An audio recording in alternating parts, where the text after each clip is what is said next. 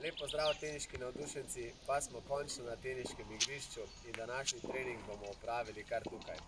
Pogledali bomo, kakšne so prednosti diagonale in paralele. Zakaj igrati diagonalo, zakaj igrati paralelo in kdaj kaj igrati. Pa poglejmo najprej diagonalo. Prednost diagonale je, najprej igrišče je malce daljše, se pravi žoga nam ne bo tako hitro odfrčala v out. Če si predstavljamo trikotnik, je to tista daljša stranica, kjer žoga leti najdlje. Tudi mreža je na sredini najnižja, zato je manjša verjetnost, da bomo dali žogo v mrežo. In pa, ko žogo udarimo, je naša sredina igrišča, če igramo mi diagonalo tukaj in se moramo najmanj premakniti, zato da bi se postavili na sredino igrišča. Sedaj, to vam je mogoče malce nenavadno in mogoče ne razumete tega, bi si mislili, moja sredina igrišča je vedno tukaj, pa temu ni tako.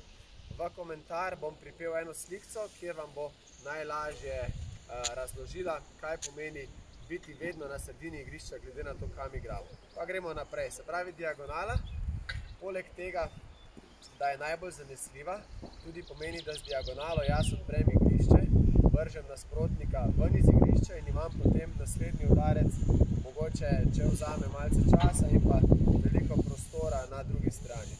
Tudi zato je najboljša diagonala. Če imam dober forehand in igram diagonalo, bo ponavadi nasprotnik mi vrnil žogo v diagonalo nazaj in lahko zopet igram več forehanda. Skratka, veliko dobrih stvari je pri diagonalah. Pa pogledamo, zakaj je dobra paralela. Pri paraleli, če je na diagonali najdaljša možna pot, kjer žogica leti, je pri paraleli najkrajša. To pomeni, nasprotnik nima časa priti do te žoge in če jaz odigram hitro paralelo, ima nasprotnik najmanj časa, da to žogo ujame. Ni dobro, ker je mreža malce višje in lahko pride hitreje do napake. In paralela nam velika možnost napake je tudi, če igram iz diagonale v paralelo, najlažje je igrati nazaj, zato je v bistvu paralela dosti tvegana. Veliko teniških trenerjev razlaga, igrajte ves čas diagonale, pa boste zmagali tekmo. Ampak dobro, na višjem nivoju je potrebno uporabljati paralelo, predvsem pri napadih, se pravi, ko gremo na igrišče, da ima nasprotnik manj časa, velikokrat odigramo paralelo.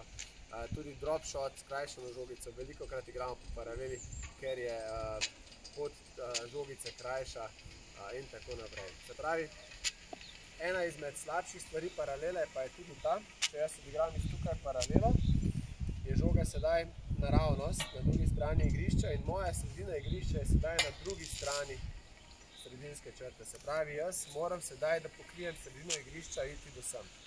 In tudi zato, če jaz igram same paralele, nasprotnik igra diagonale, bo mene vedno metal ven z igrišča.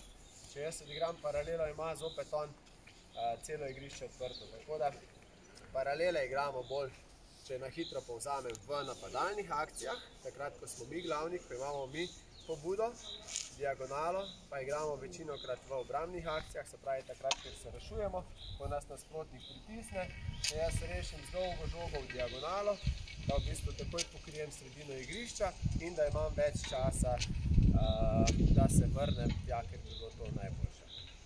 Tako, na hitro smo razložili prednosti in slabosti diagonale in paralele.